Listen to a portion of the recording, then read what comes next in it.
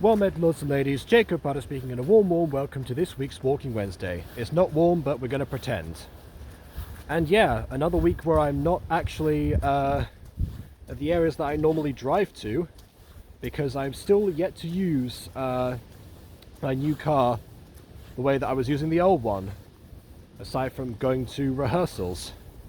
And part of that is because there's a lot of things that, well, part of it is because I'm just, again, my headache got much worse, particularly yesterday, where I was, where I was unable to rest for most of the actual day.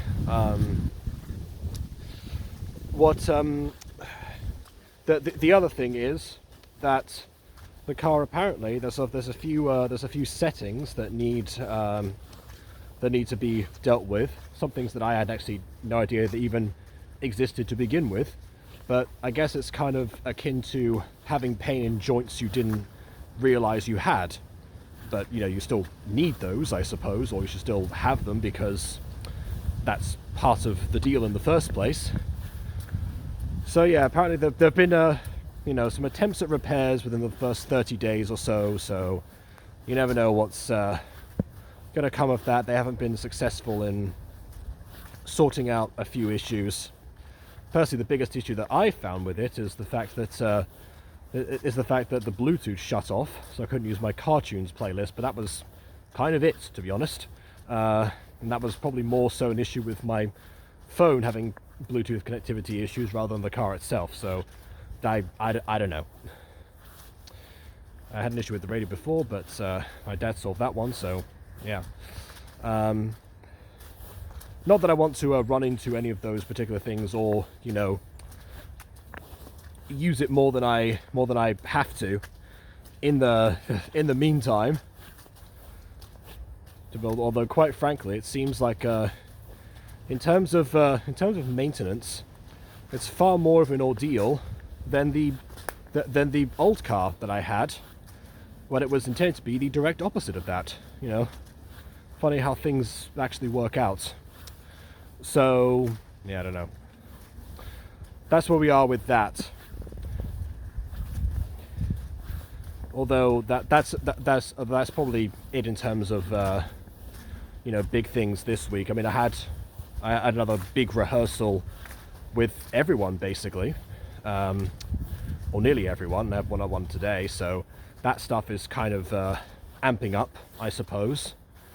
But yeah, not really much else to say about that,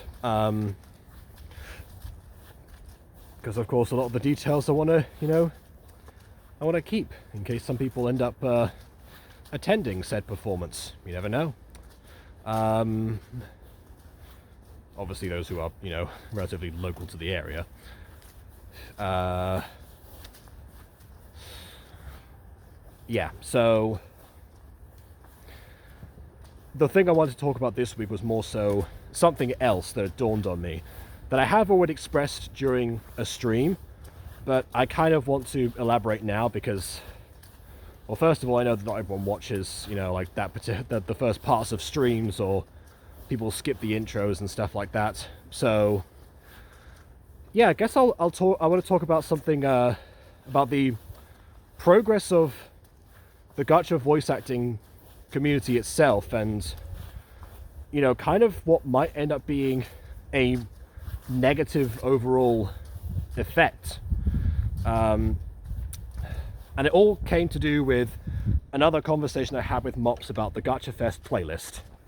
So I've been obviously going through the Gacha Fest playlist for most, if not all, of the Gacha reviews that I have covered since October, basically. Not that there have been as many as normal because I've been sick, but the ones that have existed, there they are. And during that time, of course, I found a couple of things like a re-upload of My Tiny Human, which was, obviously not originally made in 2025 and therefore did not count. So I thought I heard something shuffle. That was creepy.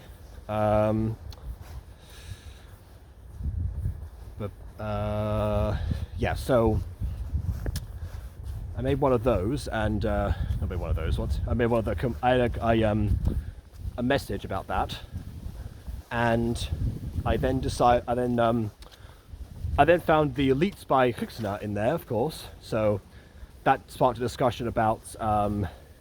In my mind, I thought at this point that every entry to the Gacha Fest playlist had to be voice acted. I thought I saw that somewhere, or maybe that was part of like the original Gacha Fest video where it was like talked about specifically, and I just kind of got that impression. I don't exactly know, but that's kind of what the impression I've been operating under, and it's been validated up until now by the fact that you know, every entry that I've seen thus far has been voice acted, both from the beginning of the playlist and the end, and a few chunks in the middle that I happened to you know, stumble across. But I guess I hadn't looked at the playlist in its entirety as thoroughly yet, because I said because once I found a trailer on there that had no voice acting, I again went to Mops and said, you know, why is this here? It doesn't count. It doesn't have voice acting in it. And he said two things to me. One, that he never actually said that everything had to be voice acted. It just had to come out from January 1st to December 15th. So anyone, of course, you know, still obviously submit your entries and such. But the other thing was you know, that the trailer was in there as a placeholder in case the actual project comes out, which, you know, considering there are judges this year, I frankly think should have been clarified beforehand, because, you know, then people are gonna, if I hadn't said anything, people might have judged the trailer specifically on the same level as the actual submissions. Not that that trailer particularly would have compared to most of those said submissions. A lot of the criteria for awards revolve around voice acting, so, you know, another reason why I thought that was the case. But going back to the voice acted part, that kind of recontextualized a lot of things that I thought about that video, and well, not about that video, but about that playlist, because, you know, like, again, cast your minds back to, you know, 2018, 2019 territory for gacha stuff. You know, how this is YouTube, right? So obviously on YouTube every day, you know, billions of hours are, you know, of video footage are uploaded every day. You know, that's how it goes. Obviously the gacha community is a minor portion of that, but, you know, there was stuff that was coming out all the time. You know, particularly because this was around the time that mini movies were the hugest part. I mean, they were the biggest draw of all, including for people like myself, because, you know, I've been looking around for, well, I've been looking for a way that I could actually, you know, tell some more structured stories on YouTube for some time, without having to, you know, deal with, you know, mass, like, you know, amount of Minecraft people, which is somewhat relevant actually. But I'll get back to that in a moment. So yeah, I feel like that was the case for a lot of people, you know, who were suddenly found this thing that would grant them not only their first major opportunity to tell a story in a somewhat, you know, visually pleasing manner, and a more structured manner if they wanted to do so, or just whatever crazy thought they had, but, you know, a community that was doing the same thing, that was actively engaging. And probably the thing that I miss most out of the old community is the concept of, you know, everyone engaging and sharing, both as audience members and creators, on the same level, or to some degree on the same level.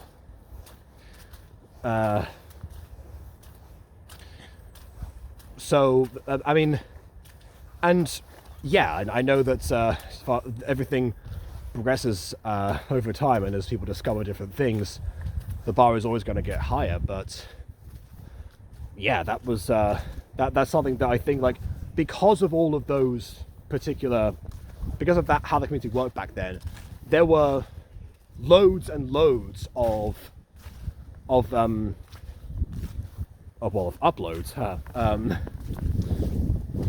all the time. I feel like something like Gacha Fest, which I know that Mox was planning for 2022, but you know, if he happened to have, in an alternate universe, pitched the same idea and executed it in 2019, let's say, it would have been practically impossible, I would have thought. Because the Gacha Fest playlist, as it stands right now, has 134 videos on it. Some of them are trailers, some of them are animation competitions, some of them are, you know, even branded as shorts. They're not arranged like shorts, but that's, you know, people have called them, said shorts in the title because of reasons.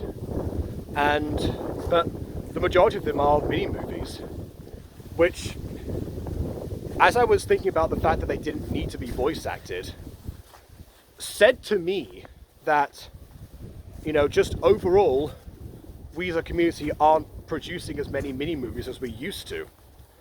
I mean, obviously myself included, I have 2 submissions on that playlist myself, but, you know, compare that to, again, 2019, where I had 12 videos. No, not 12. Yeah, no, it was 12. Yeah, it was 12 videos. You know, all from one season of one series, and I wrapped them up right as the year was coming to an end. So,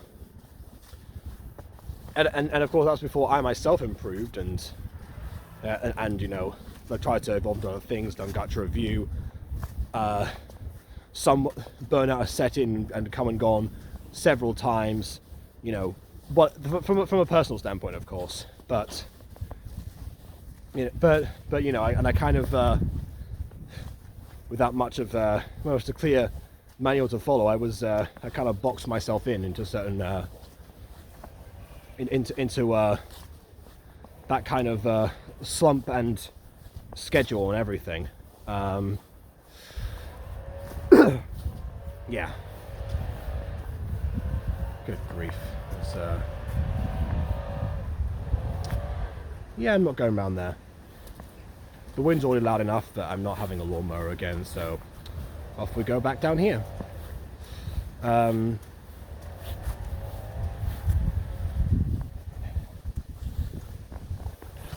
I mean, I guess a lot of people have that same issue, but I would have thought that, you know, for as much as I, for the longest time, I've been, you know, trying to, you know, find ways to, you know, push what you know, what was possible with Gacha, mainly for my own sake, actually. Because I mean, you know, obviously, as far as YouTubers go, classic thing of your old videos, they're always gonna be terrible. But for me, that was stagnant for quite some time. And that's mainly because I didn't really, you know, at first I wasn't really bothering to learn and improve. It took me a long time. It took me until I think 2017 to actually get a microphone. My most popular video was with me talking into my PC like webcam microphone. So and that was August. So yeah, late 2017 is when I did that. I used the same screen recorder up until from 2013 to 2019. So it takes me a long time to, you know, well, it took me a long time to try new things and to try and evolve and get to that mindset. And Gacha was what kind of pushed me for that. The Mutant Girl particularly, I mean, it started off as just kind of like a test of what I could actually do after I saw what Afman was pulling off. I was like, oh, okay, well, how does that go? I'm gonna look these things up. And I had been using, you know, Vegas for quite some time, because one thing I couldn't get over was the fact that most of my videos back in the day were just out of sync and I couldn't edit them.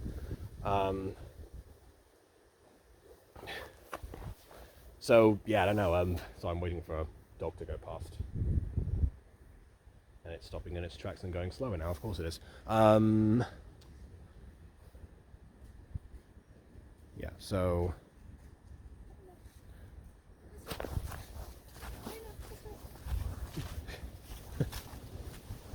The dog's name was Raina. Ironic, considering what I'm talking about. But yeah, I mean, that was something that, you know, and not like I wasn't trying to do things like back when I was doing things like, you know, Forges Pascal, or, you know, the original Communal Viejo before it became Tales of North and everything. Like, you know, there was not much. There was, you know, it was all very single player based. Partly because I hadn't met the people that I know now, and didn't have any people to help me out. Because when you want to make, you know, MCTV particularly, you need a lot of people. So and then I never really had that, so I just kind of stuck to the Paul Soros Jr. single player style that had fallen out of fashion by the time that I was even doing it. But Gacha was different again. That kind of like let me kind of like, you know, pour more of that energy in and actually, you know, try something, you know, because I've wanted my own, you know, animated series since I was a child. So yeah, that's what I got. That's what it gave me. So for me, it was always a matter of, you know, how far can I go? But I guess for like, I don't know what it's like for other people, but as you know, as more popular people started, you know, using Live 2D in 2020, 2021, you know, or just like general animation stuff took off. Obviously, the monumental impact of the Music Freaks that came about, you know, slightly after me. You know, that all those kinds of things. You know, I started to see, and it's something I talked about with Monet as well, actually, at one point. You know, how much the bar had evolved. You know, back in the day it was, you know, the animation test people were doing in 2019 was like the huge apex of everything. And even then, because the videos were, because YouTube hadn't like gone to a shorter format yet, those videos were not performing as well. I've said before, but It's Mimi-chan was actually ahead of their time in terms of making shorter gachas, because that's what took off more so when those changes started to come in. And I think it's like partly to do with that, and partly to do with like how people, you know, got like more recognition from shorter stuff than from just pushing the visuals, or people who were, you know, pushing the envelope. They had huge teams behind them. You know, they had all the stuff I keep mentioning. You know, like the lip syncers, animators, the ones who could actually manage a project and weren't overwhelmed by the mere concept, as people tried to do a bunch of this stuff back in the day, but failed to realize what it actually entailed. So, like all of that, I kind of knew was you know, raising the difficulty bar, the entry bar for the gacha community, for people to stand out, new people to stand out, and it meant that there was now a wider divide between audiences and creators. You know, how there wasn't much of like a, you know, there wasn't as much shared interactability anymore, and it was becoming more so, you know, how like other communities function, basically. You know, you have the creators and you have the followers. And that's why I missed that from back then. But I'd never seen something that made it so concrete as the Gacha Fest playlist, because to some extent in Gacha Review I've been avoiding just covering new content, because that's, you know, that's not how I try to do things, because I try to show, you know, personal evolution. That's why I keep going back to people's older videos and seeing how, you know, they keep progressing further and further. But you also have They also have just like random classic gacha series that I've missed out on, people have recommended to me, like Stronger Than You Think, for example, or stuff that, you know, I really associated with back in the day, like Not Your Average Girl. And then, of course, some other stuff I got from the Comexary History of Gacha video that did not live up to the hype, but, you know, we've taught, like that one, Mute Girl, basically. So, yeah, that's...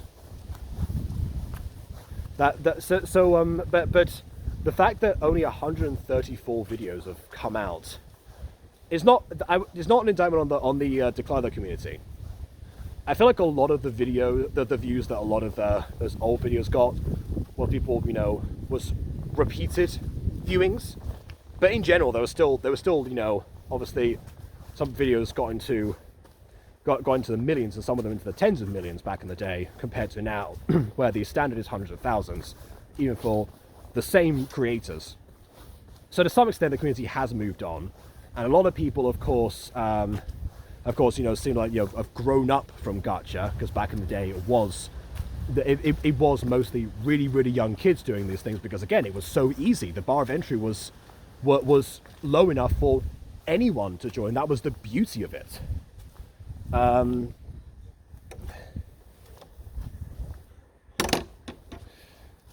feel like I should ask my cousin about how if Toka's changing at all, because I haven't checked up on that in a long time. But yeah, the Toka seemed to be like what Gacha was back in the day, but just more of a, you know, but more, but just, you know, now, or a couple of years ago. I don't know. Yeah, so, but back to this. That's kind of what saddens me, and, you know, I don't feel like, you know, super responsible for that, because, you know, again, people were, you know, the Muted Girl has never been at the cultural apex of the Gacha community, and it looks like it never will be. But, you know, so it's been more of a case of just, you know, like, actually telling the story and, you know, personally evolving it, and partly keeping the record of longest running. That's also part of it, I will definitely admit. And honestly, its cult following community, which obviously at its peak at season 2, was also, you know, a huge spurring point. As long as I'm interacting with people and, you know, they're, you know, then I think back to me, that's where I'm happiest in terms of my own stuff. So for me, nothing much has changed. And I also was already trying to, you know, push the boundaries, like I said before, when I came in. But for a lot of other people who might, you know, who honestly, again, you know, if based on like how long it's been, they might not have been around, and, you know, when like the original Gacha community was their current age. So I mean, the obviously the other side is that the benefit is, you know, we haven't got as much, you know, copycat stuff, nor is there that much of a heat wave, and I believe that the hatred in general has died down from other people outside of it. But I'm thinking specifically about like inside and how things have changed, because I also, out of the 134 videos on the Gacha Fest playlist, I did a search for the word voice, you know, so to cover like, you know, voice series and voice acted. I did a Control F, and 78 out of those videos showed that they were voice acted out of 134. And that's just the ones that indicate it. There were some other ones that said, you know, like VA, that you know, weren't just uploaded by a channel called Kawaii-chan VA. I did a search for that as well, just in case. That would add a couple more, basically. And then there's things like Season of the Plex episode, you know, season 2, episode 5, The Snap, which doesn't have the title, that are voice acted in its title, but is. You know, so there are a few videos like that.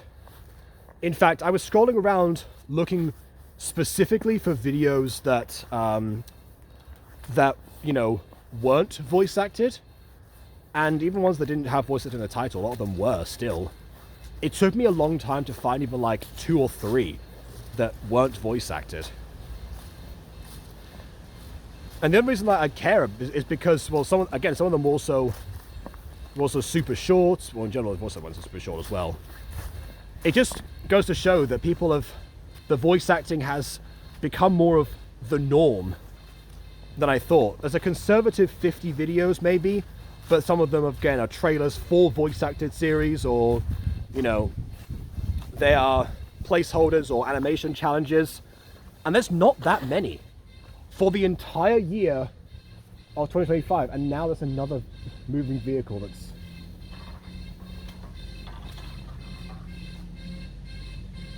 Oh wait, it's reversing. I can surpass it, yeah.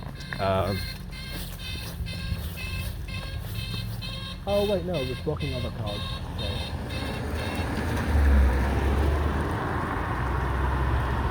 Alright, and move. And off we go. Yeah, alright. Yeah, so I'm really hoping that that's not an indication that, you know, maybe we just missed on a bunch of things. There are a couple of videos that I have submitted into Gacha Fest that, you know, Mops had overlooked, and clearly, if he wants to have placeholder videos, he's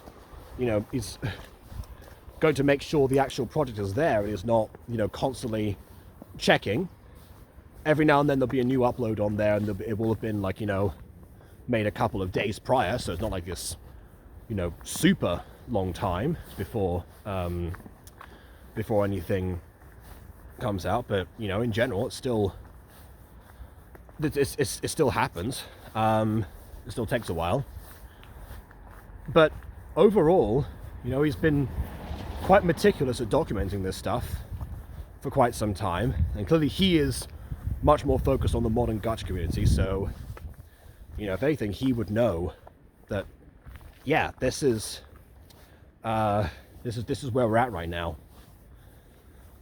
And again, I always knew it was kind of going to happen. You know, when the voice acting community started in 2020, voice acting became the major, you know, marketing sales point behind a bunch of stuff. People wanted their own Music Freaks, or their own Royale Fairy Academy, for whatever unknown bizarre reason they would want the second one. You know, and they were, again, surprised and overwhelmed by what was going on, but it still felt somewhat optional.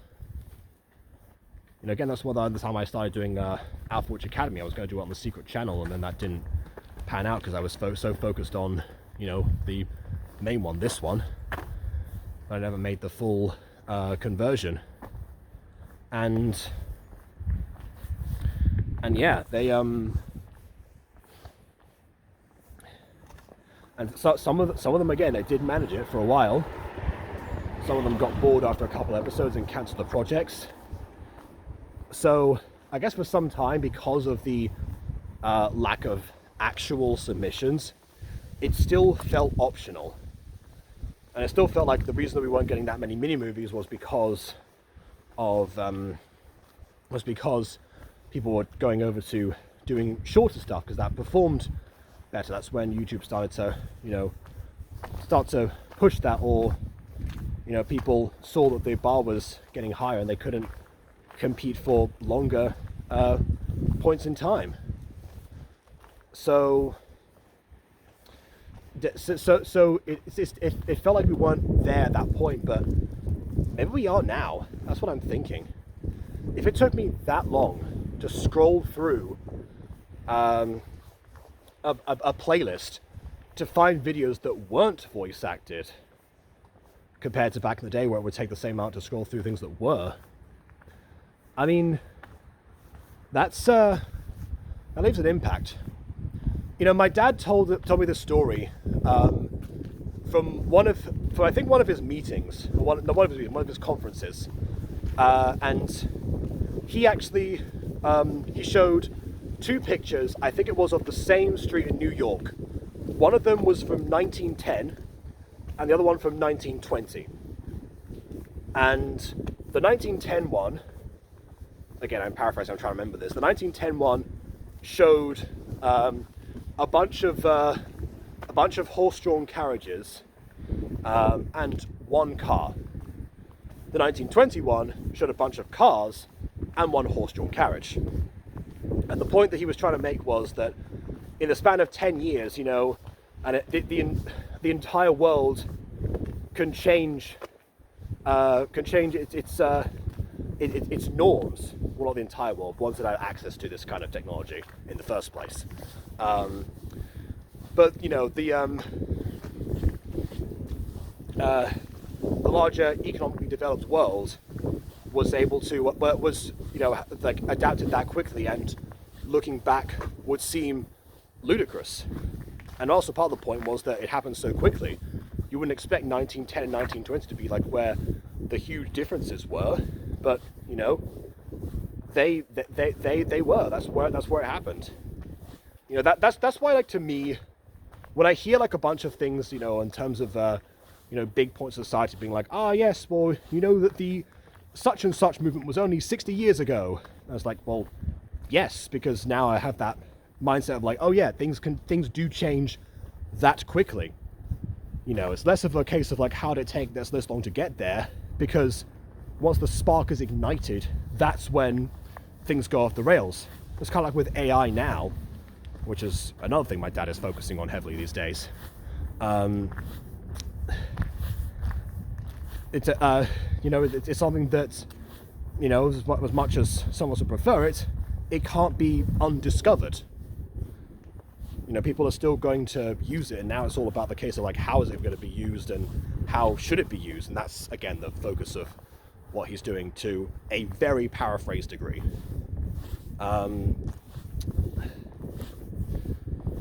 So yeah, that's and I guess if you apply that to Gacha,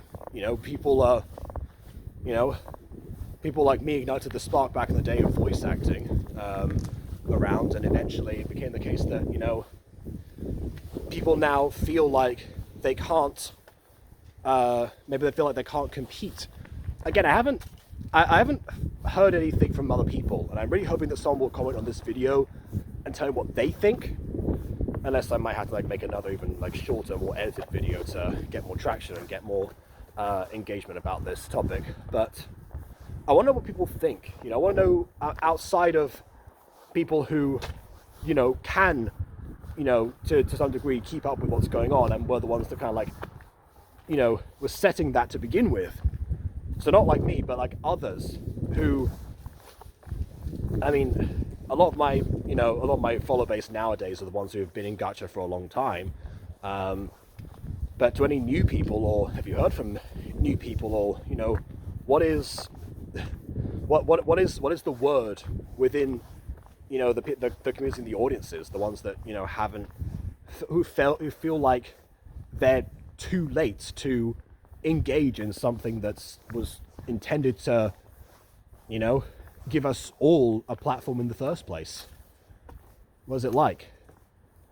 And again, another reason why Gacha review, I go back, I talk about all different sizes of videos, the high production ones, the low production ones, old, new, whatever it may be. I'm trying my best to stick to that, and that's why the Jacobs, my award show, doesn't have a 2025 cutoff date like Gacha Fest. For me, it's more about the things that I've discovered in the community and the things that I've reviewed, and sometimes giving them the proper delayed credit that they deserve, if indeed they deserve any, because obviously cases do apply.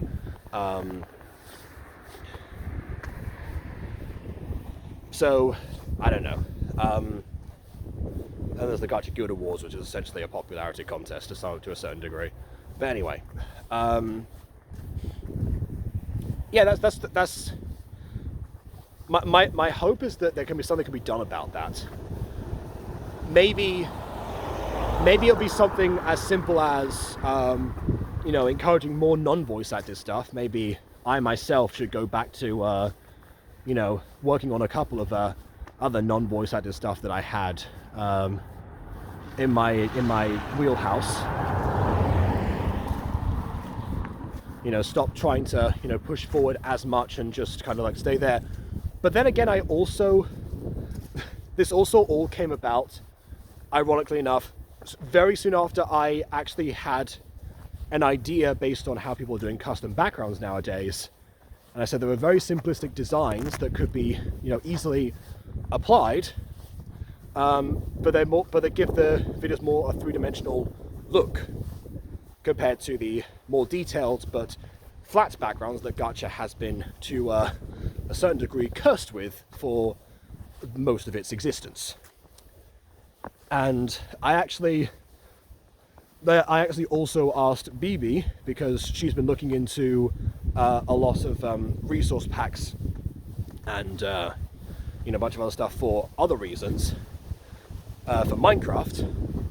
And I thought to myself, hey, you know, this is the biggest advantage of Minecraft is being able to do that cinematic stuff in the first place. But what if you could actually take the Minecraft backgrounds and make them look like Gacha?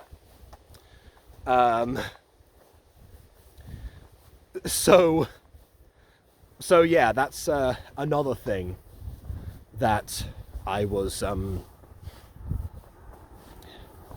that's nothing that I got a response back that, like, after that stream. So BB has now sent me a bunch of you know, resource packs, data packs, texture packs, all that stuff that make Minecraft look more cartoony and more akin to what Gacha looks like. And I was this close to looking into that in terms of you know, other progression.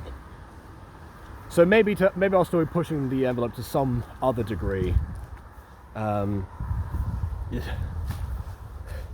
if I end up having the time to explore all of that. So I guess I might still be a little bit of a hypocrite in that regard, considering all this time, the time it took place in. And again, for my personal sake, the reason I push forward again is for my own development, to see like what can be done. You know, I've wanted to try to get Gacha to be more three-dimensional for some time, and it wasn't until the custom backgrounds and I was about to say, like, oh yeah, I'll apply those. But with this method, I can even do camera shots. If I am properly syncing up keyframes, like go frame by frame, like I can, you know, counteract the issue people have with pre-rendering, or we can pre-render stuff and then do the camera shots. I don't know. There's like a bunch of options that I want to try out. But hey, maybe I'll do so in a non-voice acted capacity. Maybe finally, after so many years, Alphawatch Academy has a reason to return. Even though that show was something that I actually stopped doing when it got too you know, visually taxing for me at the time. Although nowadays I can actually do it again. I don't know. It's complicated. I don't know what to rationalize it with. So, you know, again, let me know what you think. And if you're somebody who has persevered through the